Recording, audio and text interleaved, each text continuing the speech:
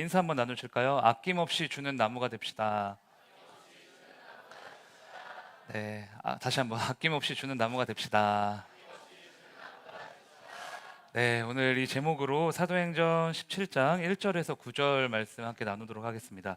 제가 한 절, 여러분들 한 절 이렇게 교독하겠습니다. 그들이 암비볼리와 아볼로니아로 다녀가 데살로니가에 이르니 거기 유대인의 회당이 있는지라.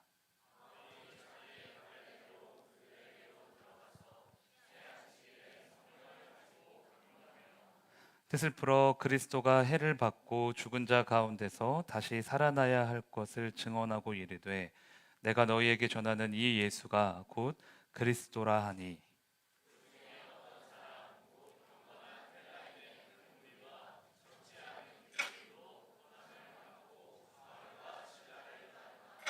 그러나 유대인들은 시기하여 저자의 어떤 불량한 사람들을 데리고 때를 지어 성을 소동하게 하여 야손의 집에 침입하여 그들을 백성에게 끌어내려고 찾았으나.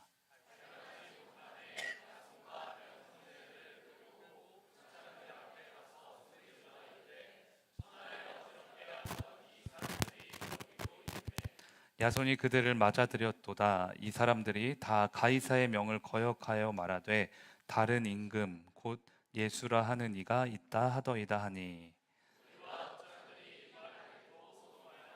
같이 읽겠습니다. 야손과 그 나머지 사람들에게 보석금을 받고 놓아주니라. 아멘. 네, 우리 지난주는 성경학교 때문에 쉬었고 지지난주 말씀의 배경이 되는 도시는 유럽의 첫 선교지 어디였죠? 자, 리셋됐죠? 유럽의 첫 선교지 빌립보였습니다. 빌립보에는 자색 옷감 장사를 했던 부자 루디아가 있었고요.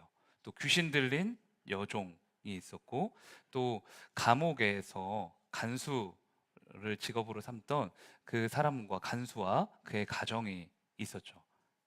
그러니까 이 사람들이 뭔가 하나 될 것 같지 않고 뭔가 공통점이 없는 이 사람들이 예수님이라는 하나의 복음을 통해 빌립보의 초대 교회로 세워지는 그런 감동적인 순간들을 우리가 살펴봤습니다. 자, 이제 오늘은 도시가 바뀌어요. 바울 일행이 빌립보에서 데살로니가라는 지역으로 이동합니다. 지도를 한번 보고 가셔야 될 것 같은데요. 바울의 2차 전도 여행입니다. 맨 오른쪽부터 다시 한번 볼게요. 맨 오른쪽 시리아 안디옥 보이시죠? 보이시면 아멘 해주세요. 네, 시리아 안디옥. 안디옥에서 그 다음에 어디로 가죠? 예, 다소는 바울의 고향이에요. 자기 고향을 들렸다가 더베, 루스드라, 이고니온, 비시디아, 안디옥까지 1차 전도 여행 때 교회를 세웠던 지역을 거꾸로 돌아갑니다. 이게 2차 전도 여행이라고 말씀드렸어요. 비시디아, 안디옥에서 이제 그 다음 행성지를 에베소 찾으셨어요? 네, 에베소로 잡았는데 그 길을 성령이 허락하셨어요, 막으셨어요? 막으셨어요. 그래서 이게 뭐지? 해서 저 위에 보면은 비두니아라고 있어요. 아, 그럼 이제 여긴가 보다. 이제 바울 일행이 비두니아 쪽으로 선교 일정을 틀어서 이제 갔는데 그때도 성령이 막으셨어요. 두 번이나 막으셨습니다. 그래서 야, 여기도 아니래. 그래서 어디로 갑니까? 예, 드로아. 여기는 항구 도시예요. 항구 도시에서 배를 타고 어디로 이동한 거예요? 빌립보. 옛날에는 마게도냐라고 불렸고 지금은 유럽이라고 불리는 그 지역의 빌립보라는 도시로 이제 이동을 한 겁니다. 자, 여기까지 정리되셨죠? 다 되셨죠? 자, 그럼 이제 지도를 좀 더 확대를 해서 한번 봐볼게요. 빌립보에서 복음을 전한 후에 바울 일행은 그 다음 어디로 가요? 암비볼리, 아볼로니아, 그 다음에 어디죠? 예, 그 다음에 데살로니가 도착하게 되는 겁니다. 지금은 이 데살로니가라는 이 도시가 데살로니키라고 불리는데 그리스에서 두 번째로 큰 도시예요. 그래서 그리스에서 제일 큰 도시가 아테네, 그 다음이 이제 데살로니키. 그러니까 우리나라로 치면은 한 부산 정도 될까요? 관광 도시. 아주 크고 유명한 도시죠. 그래서 성경이 쓰여졌을 당시에도 빌립보보다 더 큰 도시가 데살로니가였어요. 선교적으로 굉장히 중요한 전략적 요충지에 바울 일행이 이제 도착을 하게 된 겁니다. 자, 빌립보에서 데살로니가까지의 거리는 160km에서 170km 정도. 제가 어제 구글을 해서 이렇게 지도를 이렇게 쳐보니까 우리 교회에서 대전시청, 대전 정도까지의 거리입니다. 그래서 이게 지도를 봤을 때는 되게 가깝다 이렇게 보이는데 그렇지 않다는 거죠. 굉장히 좀 거리가 있다는 거예요. 자, 바울이 이틀 내지 3일 정도 이제 걸어서 이제 데살로니가에 도착했는데 가서 보니까 유대인들이 모이는 회당이 있었던 겁니다. 회당. 기억나세요? 빌립보는 헬라인들, 그러니까 이방인들로 구성된 도시, 그런 도시였어요. 그래서 회당이 있었어요, 없었어요? 유대인들의 회당이 없었어요. 이방인들만 있는 도시니까. 근데 데살로니가에는 유대 종교 공동체인 회당이 있었던 겁니다. 그래서 바울이 회당에 들어가서 복음을 전했는데 막상 가서 보니까 경건한 헬라인들과, 그러니까 이방인들과 귀부인들까지 거기에 이제 앉아 있었던 겁니다. 그러니까 혈통상으로 유대인 아닌데 이방인인데 유대인들의 종교와 그들이 믿는 하나님이 너무 이제 궁금했던 것 같아요. 그래서 회당에 앉아 있었던 거죠. 근데 바울이 회당에서 뭘 했냐? 이제 구약 성경을 딱 펼쳐가지고 이 구약 성경에서 증거하고 있는 메시아가 바로 예수님이시다. 이 복음을 선포한 겁니다. 기름 부음 받은 자, 그 메시아는 바로 예수님이시다. 그리스도시다. 예수가 곧 그리스도시다. 이제 이 복음을 전한 거예요. 헬라인들은, 거기에 있던 이방인들은 생전 처음 듣는 복음을 접하게 된 겁니다. 그런데 바울의 복음을 듣자마자 야, 이거였구나. 예수님이 진짜 구원자이시고 우리 그리스도가 되시는구나. 이걸 깨닫고는 바울을 즉시 따르게 되죠. 이 상황을 보고 열폭한 무리가 있었는데 누굴까요? 유대인들 회당이니까. 그러니까 유대인들이 절대 다수잖아요. 화가 너무 나는 거예요. 가만히 냅뒀으면 이 이방인들은 우리 유대교에 입적할 수도 있었는데 갑자기 바울이라는 자가 나타나서 이상한 성경풀이를 하고 예수가 그리스도다 이렇게 증거해서 사람들을 다 데려가 버리니까, 그래서 분을 참지 못하고 동네에 있는 불량배, 이 불량배는 뭐냐? 조폭이에요. 조폭을 동원합니다. 본문 4절 5절 여러분들이 한번 확인하면서 읽어보세요. 시작.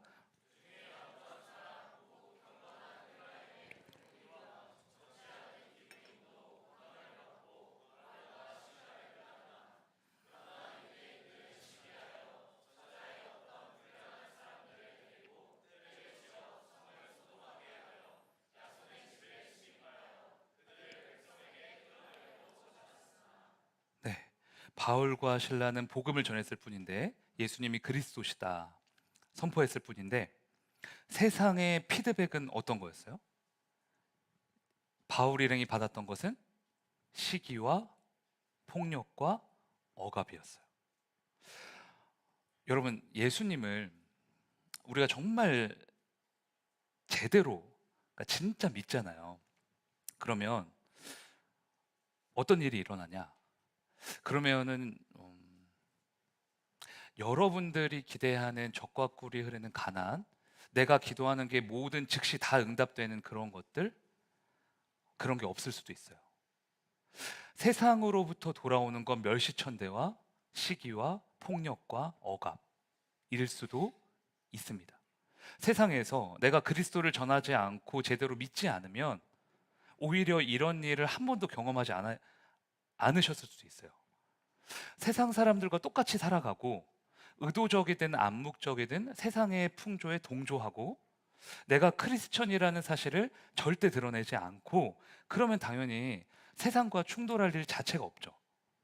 그래서 진짜 예수쟁이로 살아가는 사람만 상처가 나요.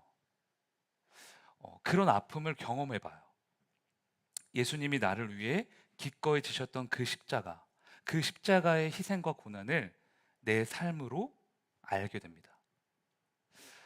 예수님 때문에 모든 걸 포기할 수 있는 사람, 나보다 예수님을 더 사랑해서 내가 세상에서 어떤 비난과 조롱을 받아도 아무렇지 않은 사람, 그런 사람만 시기도 받는 것이고 억압도 받는 것이고 핍박과 고난도 받게 되는 겁니다. 그러면 나 예수쟁이로 살고 싶은데 예수쟁이로 살아가면 이렇게 힘들기만 한가, 어렵기만 한가? 그렇지 않습니다. 물론 힘든 일이 있어요. 핍박이 있습니다. 하지만 그때 바울이 조폭들에게 쫓기고 있을 때 바울이 어디 있었냐? 야손이라는 사람의 집에 있었어요. 그런데 유대인들도 이 사실을 알고 있었습니다. 그래서 바울 일행이 야손의 집에 있다는 첩보를 듣고 조폭들과 함께 그 집을 덮치지만 헛수고였어요. 바울이 이미 빠져나간 뒤였거든요. 야손이라는 사람이 미리 손을 쓴 거예요. 그러니까 바울을 이제 탈출할 수 있도록, 도망갈 수 있도록 도와준 거죠. 그래서 교회 역사가들은 빌립보에서 처음 교회로 세워진 곳을 루디아의 집이라고 하고요.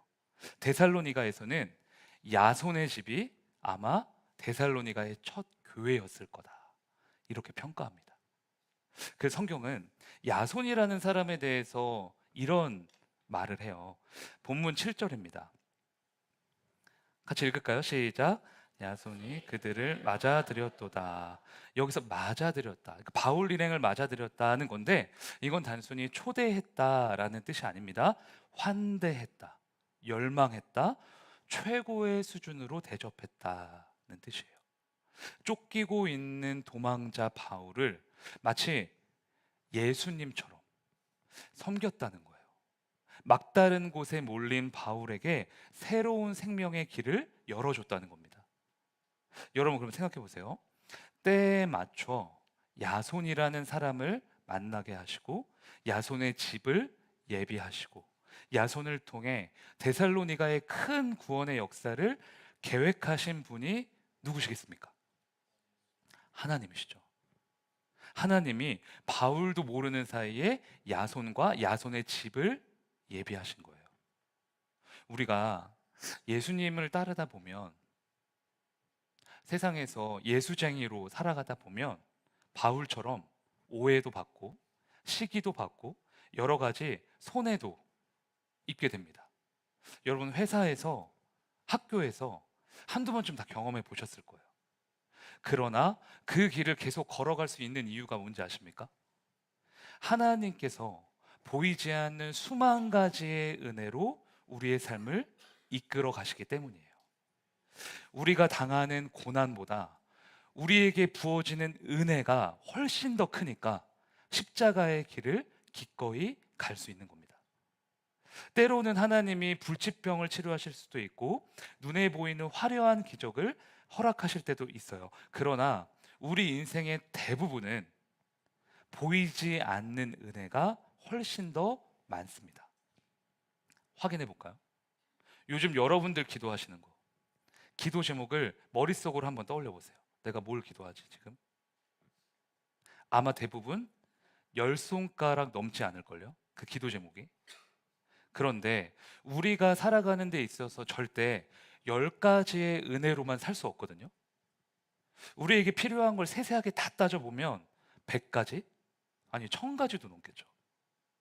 오늘도 저 두 다리로 잘 걸어가게 해주세요, 이런 기도 오늘 안 하셨잖아요. 하셨습니까? 하셨으면 죄송하고요. 이런 기도 안 하잖아요. 저도 안 했던 것 같아요. 두 다리로 잘 걸어가게 해주세요, 이 두 팔로 잘 걷고 잘 먹게 해주세요, 안 하잖아요. 근데 반드시 필요한 기도죠. 그러니까 우리가 하나님께 기도하는 건 우리가 받는 은혜의 총량에서 100분의 1, 1000분의 1 될까요? 안 될 것 같아요. 사실은 하나님이 보이지 않는 은혜로, 우리가 미처 가늠할 수도 없는 곳곳에 숨겨진 은혜로 우리의 인생을 운행하고 계시는 거죠.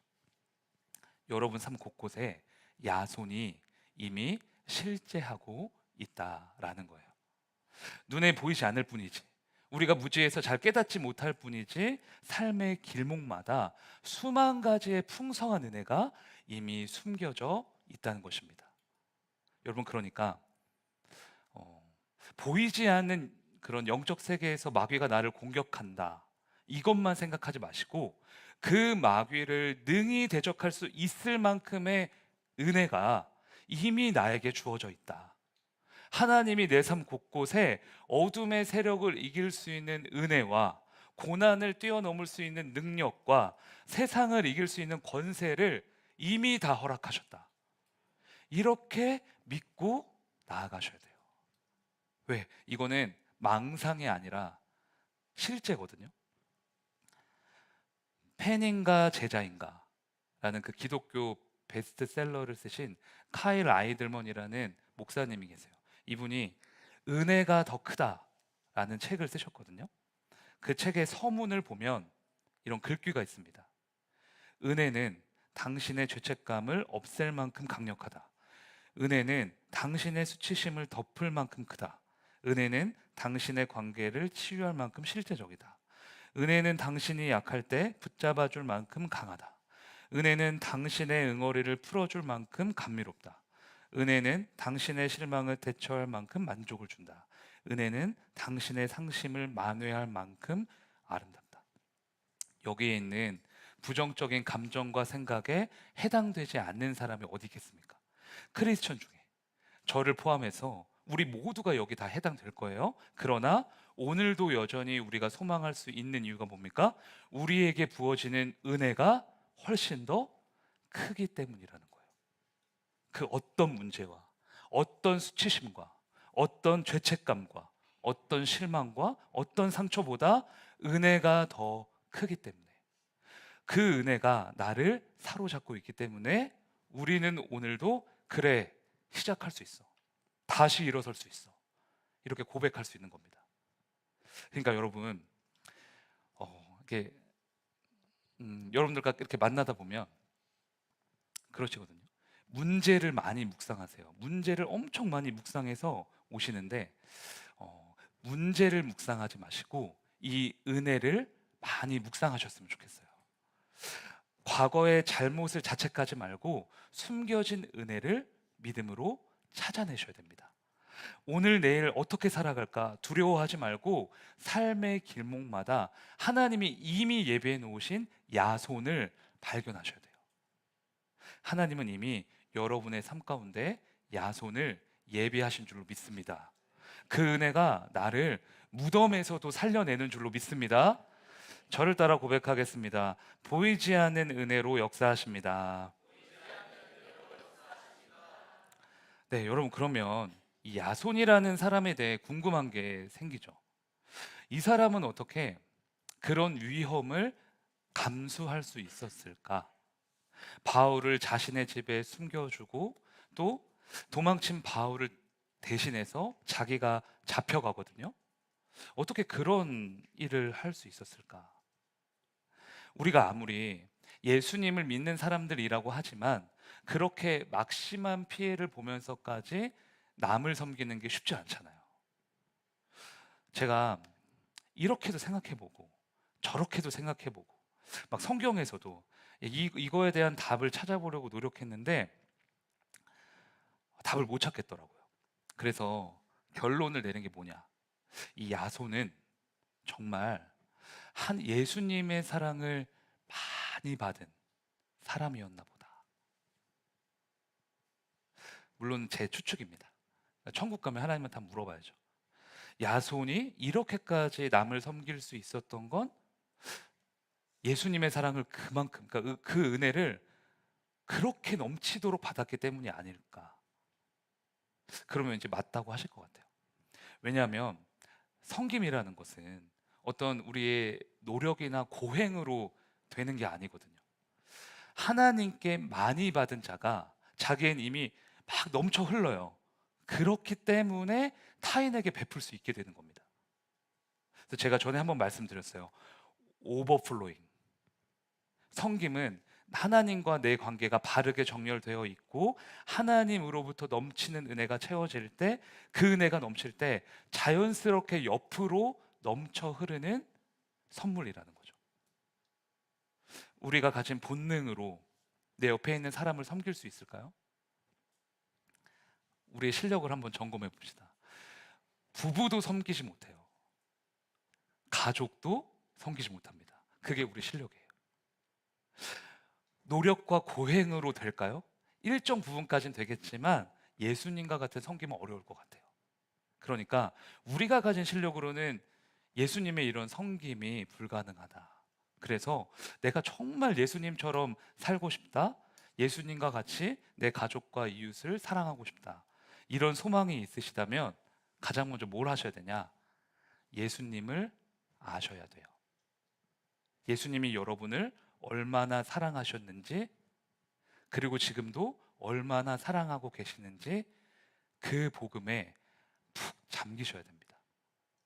그래야만 오버플로잉이라는 은혜가 나타나는 거예요. 예수님이 이 땅에 오신 이유를 뭐라고 말씀하시냐? 마가복음 10장 45절입니다. 읽어보실까요? 시작.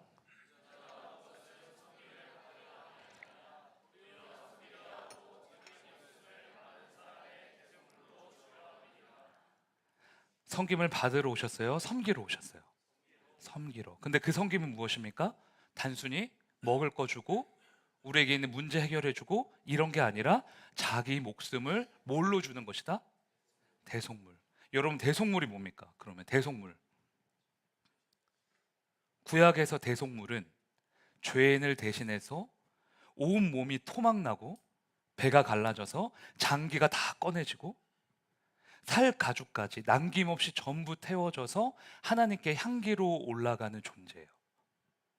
예수님이 저를 위해, 우리를 위해, 여러분을 위해 그 일을 하시려고 이 땅에 오셨다는 거예요. 온 몸이 갈기갈기 찢기시고 살점이 떨어져 나가고 바위를 깨는 정으로 손과 발이 못 박히시고 온갖 수치와 모욕을 당하시고 가장 사랑했던 하나님께 버림받으면서까지 우리를 사랑하셨다. 우리가 죄인인지 다 아셨으면서도, 얼마나 더러운지 다 확인하셨으면서도 끝까지 포기할 수 없어서 십자가를 지셨다는 거예요. 그게 저와 여러분이 받은 예수님의 섬김입니다. 여러분, 이 십자가의 사랑이 여러분 마음 가운데 지금도 절절하십니까? 예수님의 섬김이 아무 자격 없는 나를 위한 거저 주신 은혜라는 것을 자각하고 있냐라는 거예요. 이번 주 말씀을 이렇게 묵상하면서 아낌없이 주는 나무라는 동화가 떠올랐어요. 여러분 아세요? 아낌없이 주는 나무. 워낙 유명한 동화라서 아실 텐데 내용은 간단해요. 한 소년이 어떤 나무랑 친구가 됐어요. 그래서 소년은 나무 그늘에서 쉬기도 하고 가지를 잡고 막 놀기도 하고 그 나무에 사과가 이제 맺히면은 열리면 사과를 따먹고 그렇게 잘 지냈습니다. 그런데 소년은 점점 자라면서 나무와 단순히 노는 거에 만족하지 않고 현실적인 필요를 요구해요. 나무야, 나 이제 커서 돈이 좀 필요해. 돈 좀 줄래? 그러니까 나무가 그래? 그러면 나한테 있는 이 사과를 시장에 갖다 팔아. 나무야, 난 이제 집이 필요해. 어떡하지? 그래, 그러면 내 나뭇가지를 다 잘라가. 그걸로 집을 지어. 나무야, 나무야, 이제 나는 바다를 건널 수 있는 배가 필요해. 그래, 그럼 내 몸통을 잘라가. 그걸로 배를 만들 수 있을 거야. 그래서 소년이 노인이 되었을 때 나무는 남은 게 하나도 없어요. 그루터기, 이 밑동만 남게 됩니다. 그런데도 노인이 된 소년은 이제 나 이제 힘이 없어. 이제 노인이 됐어요. 나 힘이 없어. 어떡하지?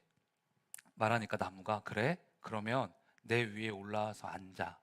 내가 너의 의자가 되어줄게. 이런 말을 해요. 이 나무가 꼭 예수님 같은 거예요.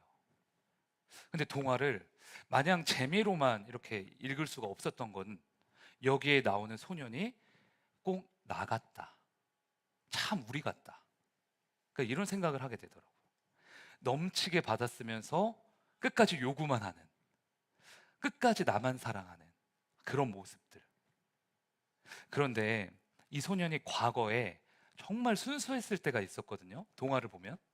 근데 어떤 모습으로 살았는지 그 동화책에 딱 한 줄로 이렇게 나옵니다. 같이 한번 보실까요? 읽어보실까요? 시작.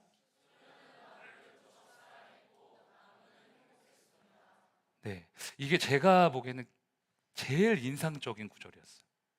소년이 나무를 무척 사랑했더니 나무가 행복해했다.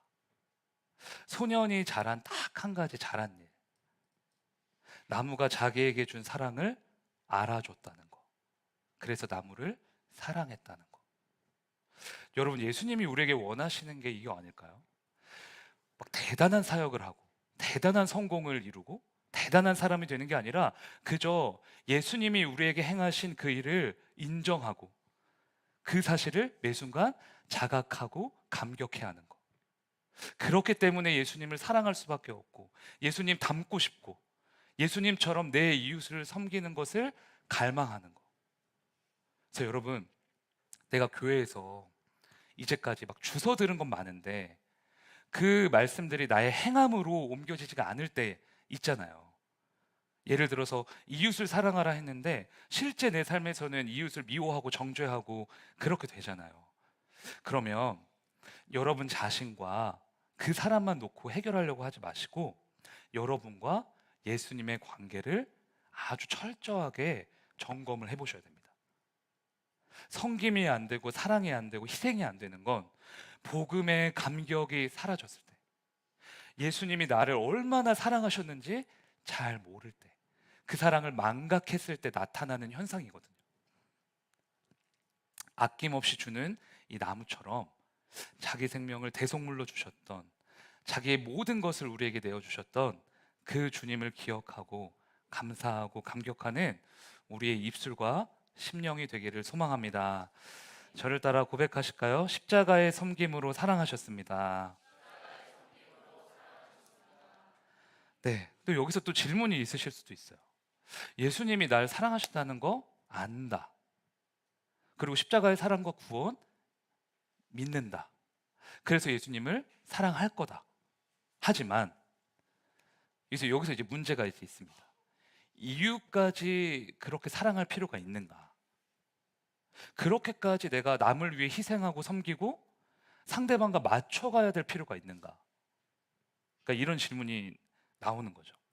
실제로 제가 만나 뵈면 이런 분들이 꽤 있으세요. 예수님과의 관계에서는 신앙적으로 어떻게든 해보겠습니다 하는데 옆에 있는 가족이나 친구랑은 하기 싫다. 나 그거 하기 싫다. 이렇게 말씀하시는 거예요. 다들 바쁘고 힘든데 굳이 그럴 필요가 있냐? 그러니까 요즘 이런 현상이 우리 같은 청년들, 30대, 40대 젊은이들에게 유독 두드러지게 나타나는 것 같습니다. 근데 여러분, 우리가 그렇게까지 이웃을 사랑하고 섬겨야 하는 이유가 뭔지 아십니까? 낭비하는 사랑을 해야 하는 이유? 예수님이 이렇게 말씀하셨기 때문이에요. 너네가 진짜 행복해지려면, 진짜 복된 인생이 되려면 주는 것이 받는 것보다 복이 있다는 말씀을 믿어야 한다. 어떤 목사님이 이 말씀 해석하시면서 어떤 이제 이야기를 들려주셨는데, 와튼 스쿨의 조직 심리학 교수 에던 그랜드 교수가 기브 앤 테이크라는 책을 썼대요. 근데 이 책의 주제를 한마디로 하면 주는 것이 받는 것보다 복이 있다입니다. 근데 이 교수님이 사람을 세 부류로 분류해요. 첫 번째 종류가 뭐냐? 기버. 기버가 뭐예요? 주는 사람. 두 번째 종류, 테이커. 테이커는 뭘까요? 빼앗아요. 세 번째, 매처. 매처는 뭘까요? 매치하다. 매처? 주고 받고. 예. 기버에 해당되는 사람들은 받는 것보다 주는 걸 훨씬 좋아한대요. 테이커는 줄 줄은 모르고 빼앗아 가기만 해요. 매처는 받은 만큼만 베풀어요. 그럼 요즘 현대인들이 대부분 다 어디에 해당하냐? 1번은 거의 없고요. 테이커 아니면 조금 나은 사람 매쳐.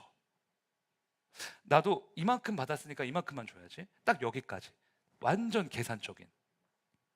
근데 이 교수님이 연구한 결과 기버에 해당되는 사람들이 자신의 삶에 대한 만족도가 높고 다른 사람들보다 아주 높은 격차로 행복이라는 것을 누렸다는 거예요. 그래서 바울이 예수님이 하셨던 이 말씀을 인용하면서 이렇게 말합니다. 사도행전 20장 35절. 세 번역 성경으로 읽겠습니다. 시작.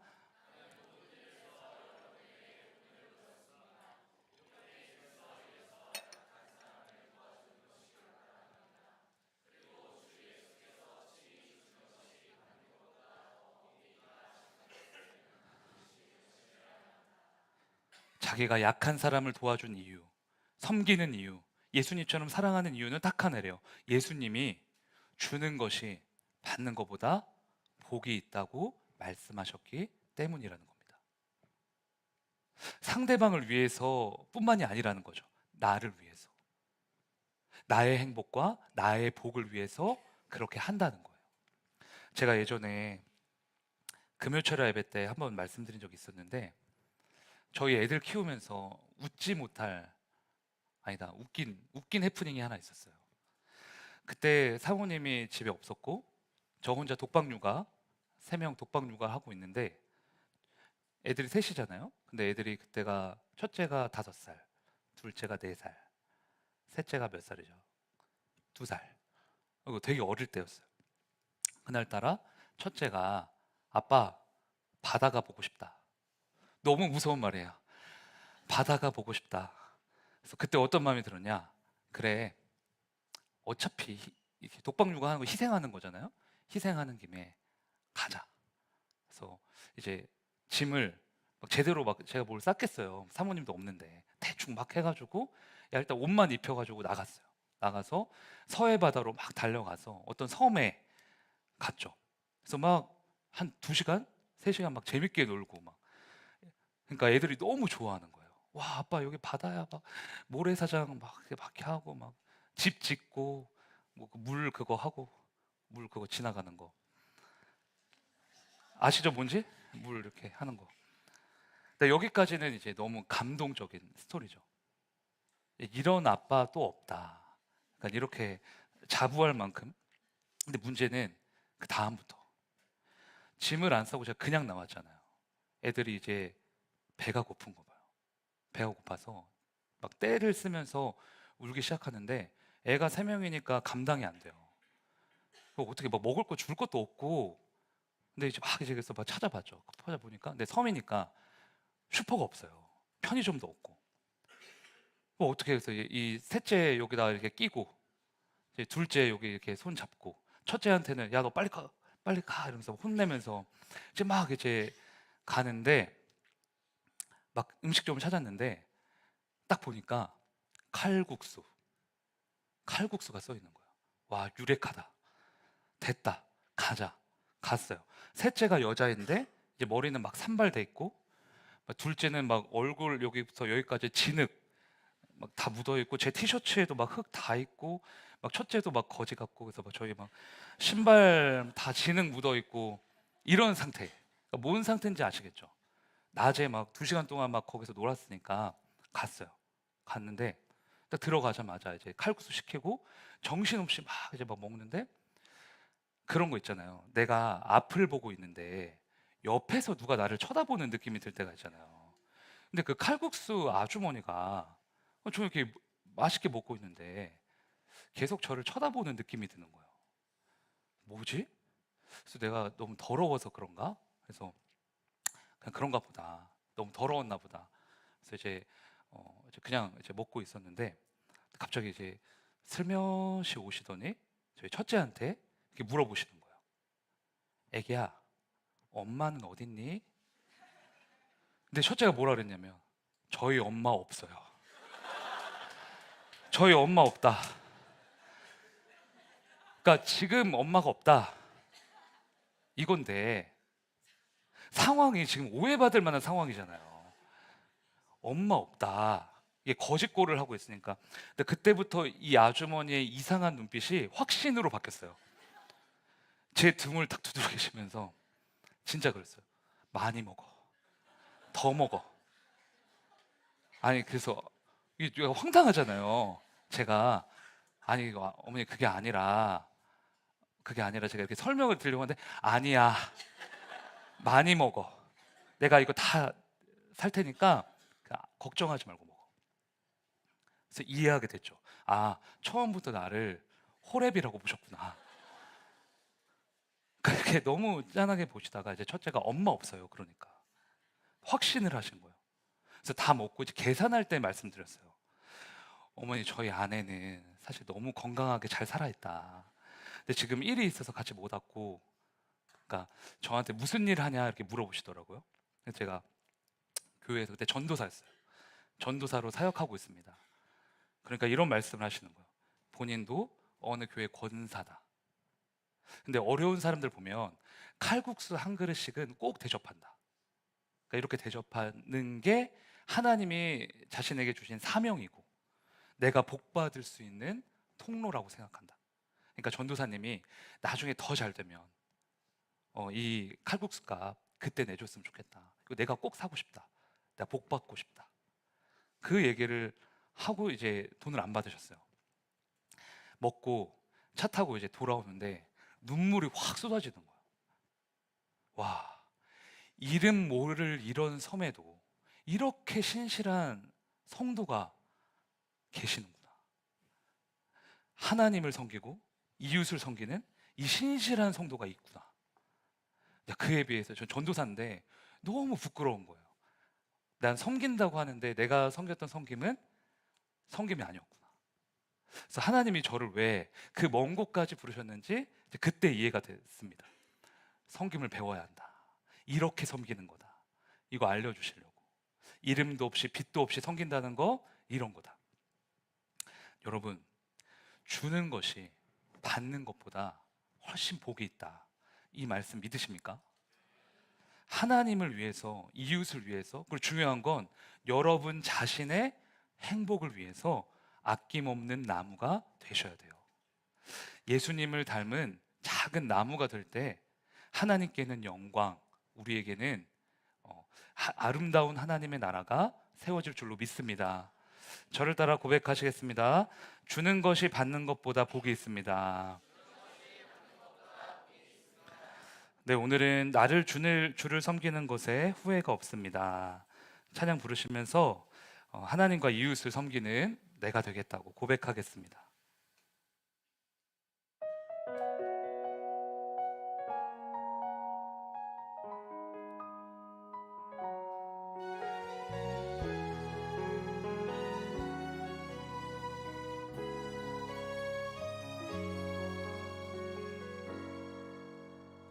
나의 평생에 가장 복된 일은 내가 예수님을